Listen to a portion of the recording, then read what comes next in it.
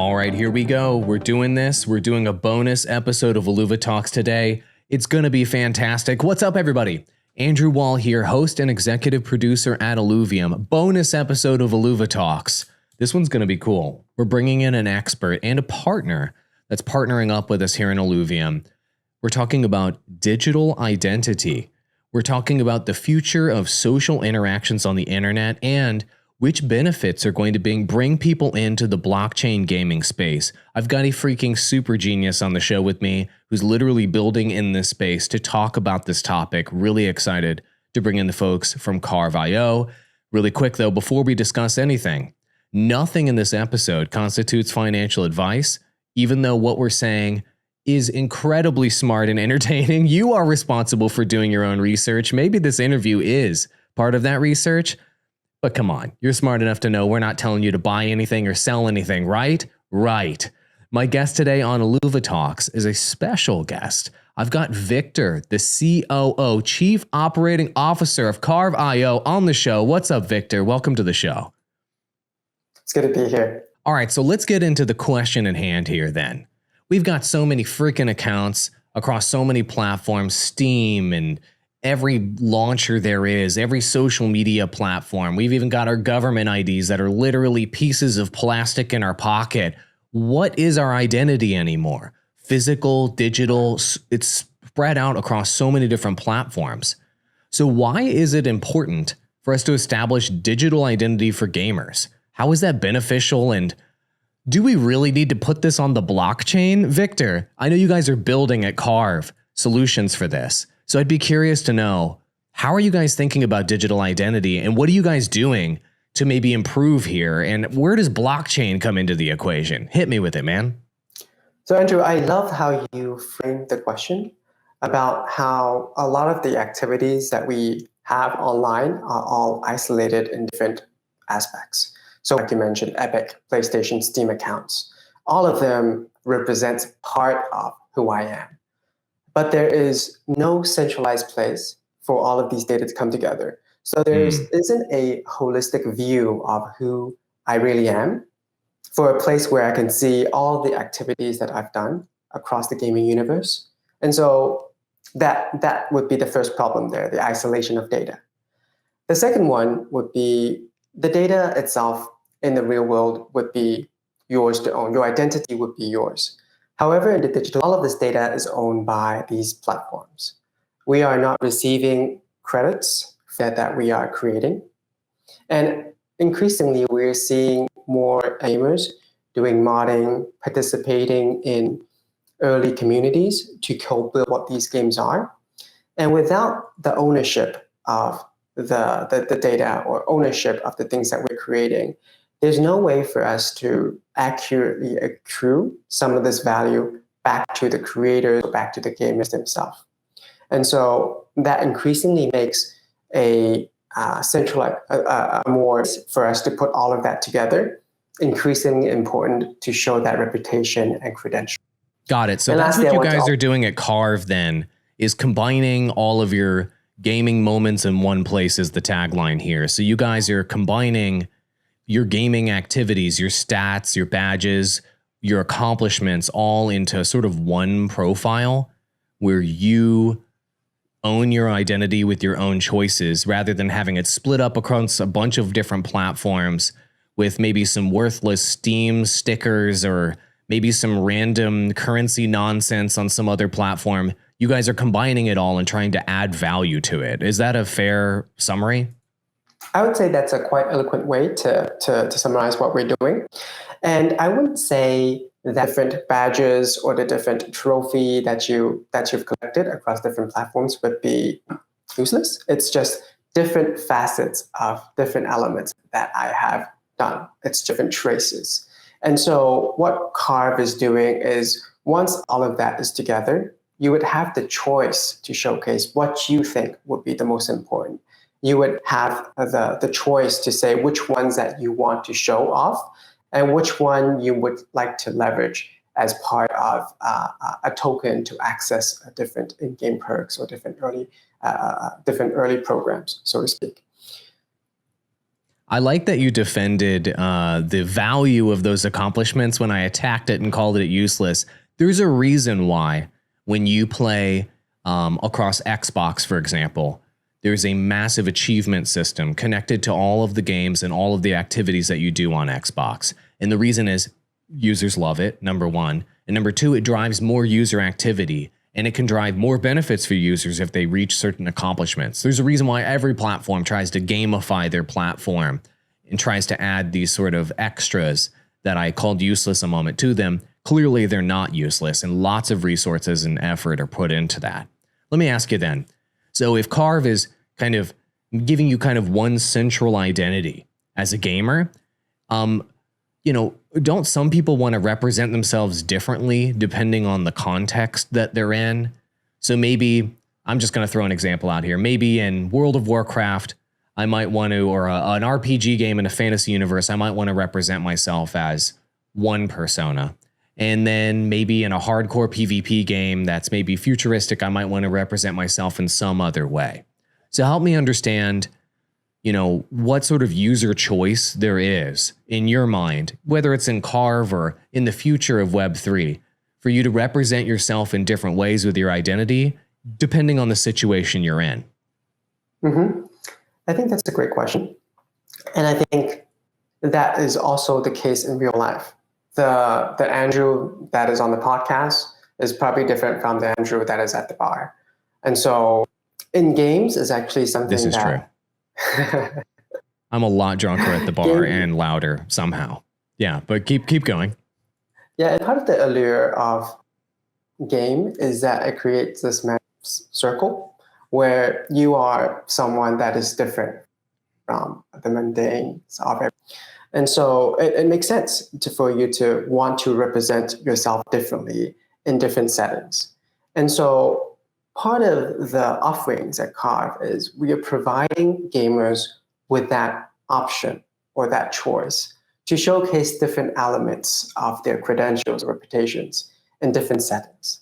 Just to give you an example, there are quite a lot of early contributors in the Carv ecosystem, and we are providing verifiable claims or credentials for these early contributors. That would be one aspect of the identity. And when these early contributors join different community games, that is probably an aspect that they would want to showcase or just really flash. So it's really about... Right. I was there early. I was sort of founder status. I was the OG. I mean, that's been going back thousands of years of people writing, exactly. I was here. I was just at the Met in New York, the second biggest museum in the world. And somebody in 1762 wrote like Michael was here on this ancient ruin they had in there. So this has been going on for a long time. So let me ask you this.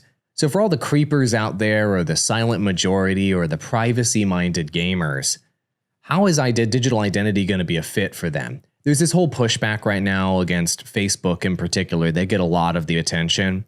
They're collecting your data. They're using it against you for advertising, and people are opting out of Facebook or deleting their accounts.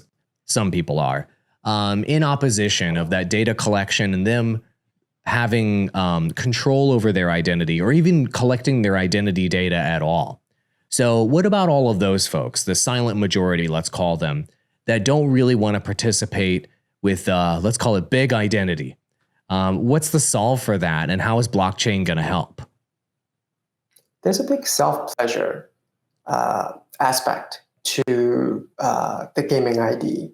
Is really me as a gamer. What have I achieved after all this time and after all this effort that I put into place?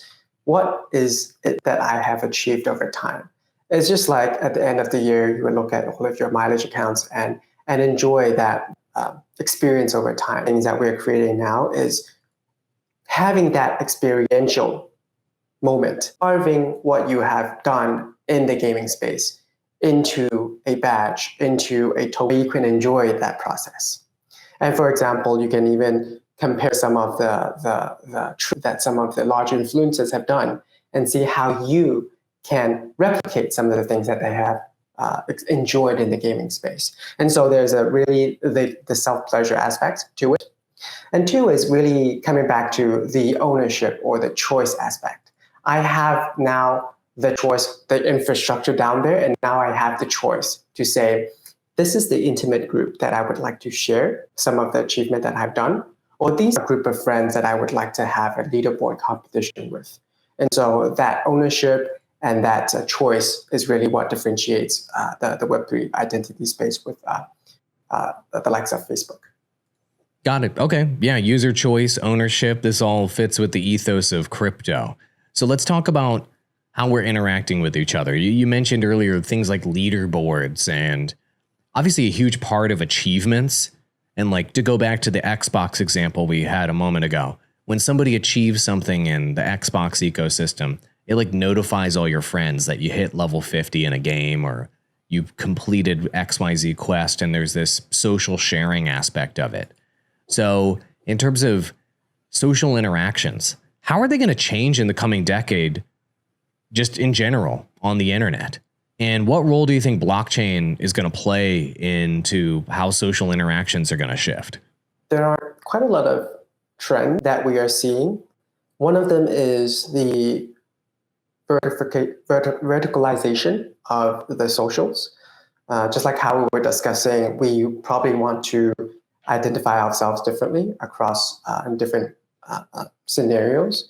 And so we have LinkedIn for work-related things. We have Be Real and Paparazzi for folks who are less about that Instagram filter. And we have Behance for just different types of design. And so that different and verticalization is something that comes back to what we're discussing. The chain, we're able to provide that choice and provide that selection of the show. So I think that would be one trend that we are observing. Another one would be the increased awareness of privacy or the choices within a new generation. A recent study that I saw is in the Gen Z population, they have an average of 4.5 Instagram accounts, different accounts for different scenarios. Some are for oh, wow, that's fascinating. Yeah, and some are for something that is a bit more polished. And so that is also coming back to the choice of privacy the blockchain would be able to entail. And lastly, we also see medium coming up in social, whether it's the metaverse or just a different type of remote working in team rooms. And I think all of these trends could be supported in some way by the blockchain, which enables this diversification of identity, enables privacy, and even creates this new medium for social. And so I would say blockchains are all amplifiers or enablers within the trend of social. Got it. Okay. I was going to ask you, about social media platforms. I've been doing this for a long time, since the early days of social media. And I jumped in when people thought YouTube was a joke, and they thought it was just for cat videos like 15 years ago. And and you know what? It still is a joke, and it still is for cat videos. That's true. But with Web3, I've seen social platforms come in and try to compete with the existing entrenched players on social. In particular, video is the crown jewel that everybody wants to take from YouTube. And 95% of the platforms that attempt to get traction, social media platforms, end up failing and going out of business. 5% survive and maybe become something. And then of that remaining 5%, 90% of those never achieve the level of scale of a Facebook and YouTube and what have you. So the reason why I bring that up is a lot of people talk about Web3 social media platforms and like, what's the perfect Web3 social platform? Do you think that will exist?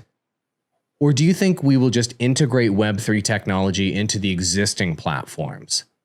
So I guess what I'm trying to say is option one here is there's some new revolutionary Web3 first social platform that takes the cake and starts blowing up.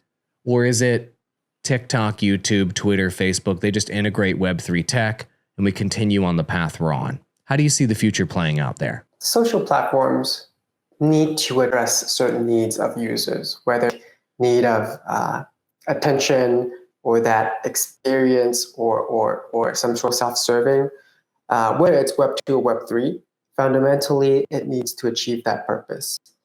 Andrew, you mentioned 95% of these social media fail. A lot of that is because they have not reached that network effect, that inflection point in order for that flywheel to keep going, or they have not been able to identify or resonate with the right type of audience. Those problems is not necessarily being able to be solved by Web3 technology.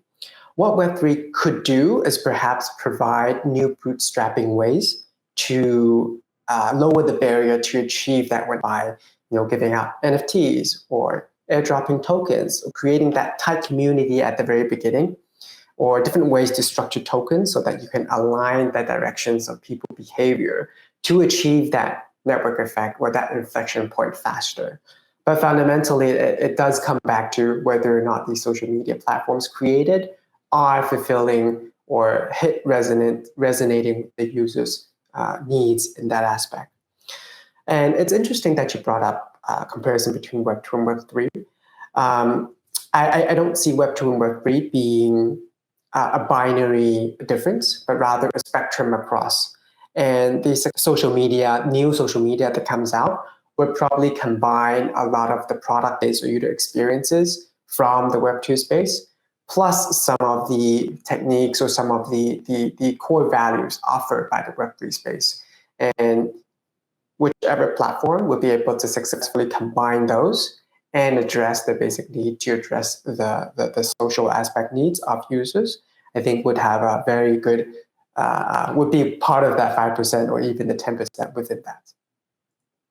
That was one of the best answers to that type of question I've ever heard. That was really well thought out. I agree with you. Isn't that what we saw from Web 0 to Web 1 to Web 2? You took something that already existed, you implemented that with the new technology, and then you iterate, and whoever delivers the best user experience generally wins. But it was really interesting you mentioned there's a new playbook on how you can get user adoption, NFTs, airdrops, tokens, versus the traditional methods of I need to go to a venture capital firm, or I need to get a private investor, and I need to get millions right now in Silicon Valley. I need to build a product, dump millions in marketing, and hope something happens. You don't have to use that model anymore. There's a new model potentially for new innovation to happen. And I think that's going to accelerate innovation. That was a really good point. Let's ask this question then. The current social landscape or hellscape, depending on your opinion. Elon's buying up Twitter, firing 2/3 the staff. Is it terrible? Is it great? I don't know. We've got Zuck over on Meta pivoting the company. He wants to put a headset on every man, woman, and child. Is it going to be terrible for humanity? Some people think so, some people don't. TikTok, are they stealing our data and shipping it to China? Nobody knows. The point of bringing up all of these criticisms that people have of social media is people seem to want to get away from some aspects of social media right now, right? And there's some sort of universal criticisms of social media that keep popping up again and again. So in your mind, what do you want to get away from in the current social media landscape? And how is blockchain going to help? Interesting phenomenon in Web 2 social media is that you knowing that you are giving up some of the, whether it's privacy, whether it's the usage of your data, in exchange for some of the things that we have become incredibly addicted to, whether that is the connection or whether that is the entertainment that we are experiencing. So for example, like swiping through the TikTok short videos. But part of the things that is changing right now is that users are increasingly aware of the privacy situation, aware of the need to own their own their data. And so it's that rise of awareness that is pushing us to stay away from some of the dark sides, so to speak, of the Web2. And I don't know whether or not that is something that would be fundamentally changing. However, blockchain is enabling part of that movement. And so those who have taken the red pill can probably now have an option to say, I'm going to stay away from some of the big tech Web2 spaces. and use some of the Web3 type of social media platforms where I would have the choice to showcase what I would want the world to see. And so interesting to wait and see. That makes sense to me. It seems like one of these scenarios where when there's more offerings than not for you to own your own identity on platforms, at that point, if you're a competitor, a company, a platform that doesn't give users the option to own their own identity and to control their own identity, then you are now at a competitive disadvantage. And once we reach that point, it's a landslide, and the concepts you're talking about just become mainstream because this becomes like a mandatory feature of your platform. And so you guys are kind of trailblazers in that way. But I think that you're quite early on a trend that will inevitably, hopefully, if Edward Snowden has anything to say about it, inevitably will be here. So let's talk about the benefits that are going to bring people in. We saw the Ponzinomics of the play to earn space. That didn't work out. People played Axie Infinity and various other games. They played and they earned lots of tokens. And those tokens ultimately, they didn't become worthless, but they became nearly worthless. And this happens often when you're just giving out currency to people. It's just like the central banks printing more money, right? You end up inflating the money supply, and then the value of the money goes to zero. So the reason why I'm highlighting that is, what else can Web3 offer as a hook to bring people in, to bring gamers in here? If you can't earn that sweet, sweet crypto, then why the hell does my video game need to be on the blockchain? What kind of answer do you give to that? Very interesting. So first of all, I would like to push back a little bit on whether or not Axie, quote, I think it's not sustainable in its design in tokenomics. There are some flaws in terms of the utility of what the tokens can do. However, work in the sense that it pushed GameFi or blockchain gaming into the spotlight. Axie at some point was a top 10 gaming company, so to speak, in terms of market value. And what that worked, or what that showcased, was that gaming could be a conduit to drive the next million users onto Web3. And a lot of excitement, a lot of talent, a lot of capital that went into blockchain gaming. And I think with that combination, interesting things could happen. We see a whole suite of ecosystem innovation, from layer 1, layer 2s, all the way to applications. And so I think to that aspect, the play to earn did work in that sense. Coming back to the question about what Web3 would be able to offer as a hook, Web3 isn't really a state, but rather a spectrum. If there are some games that can offer different types of ownership of their creation or in-game access, or by the type of governance that was previously not available via blockchain technology, those would be aspects that encourage the participation or ultimately bring value to some of the tokens that have accrued. And we're still extremely nascent in some of these experiments. We're pivoting away from play to earn to play and earn, or free to own, or just many different experiments. And that is just different spectrum within that Web2, Web3 space to encourage participation, co-creation, and the ownership of that digital property. And so I'm very bullish in this space, and very excited to see more of these experiments come into play to showcase the opportunity or what is possible within Web3 gaming.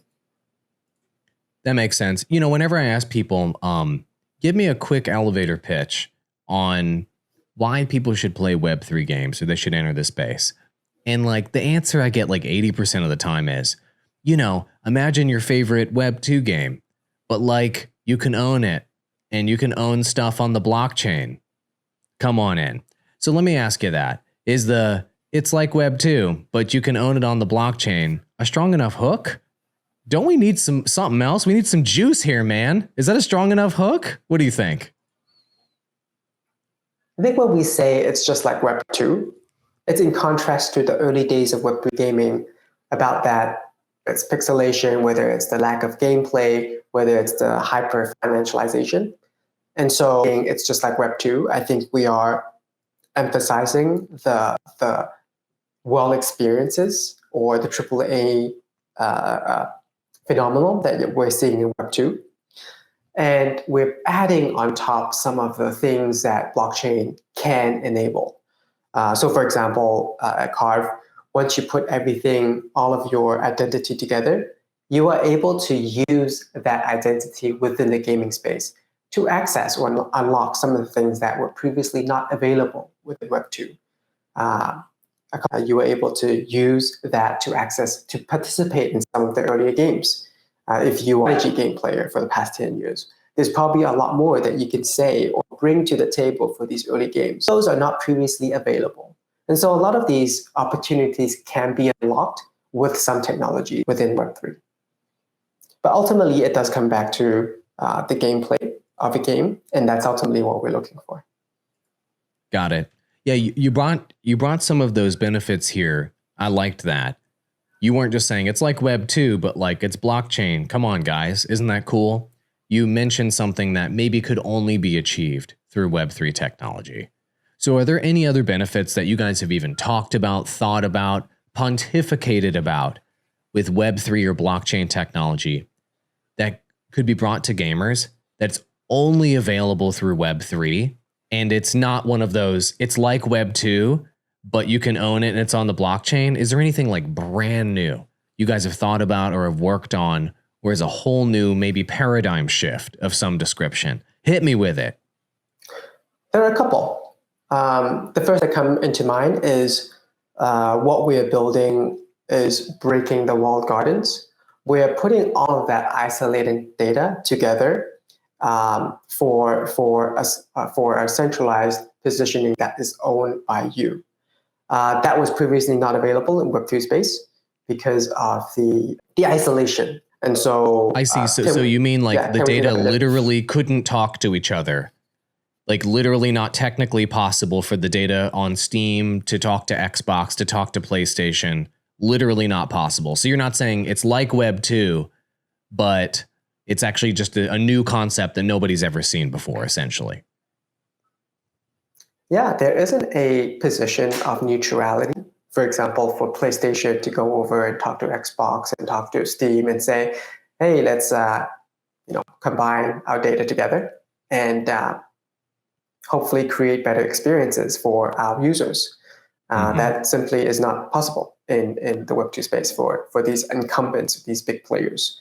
And so that would be one of the things that Carv and other Web3 platforms are able to achieve. And two is the privacy openness of data sharing. One of the things that we are pioneering here is an incentive where gamers, developers, or game studios would be able to plug in and share some of all of that data together, knowing that the data is stored in decentralized ways with privacy protection, but collectively with this pool of anonymized data, they can serve their users better, provide better experiences over time. And not at the same time, with this open protocol, it would be a fair statement for users to come in, not own the data, but share that data in a way that receive benefits, whether it's in terms of monetization for those that care, or it's in forms of in-game perks. So like additional accessories or starting from level 5 of 1 because of the data that you shared.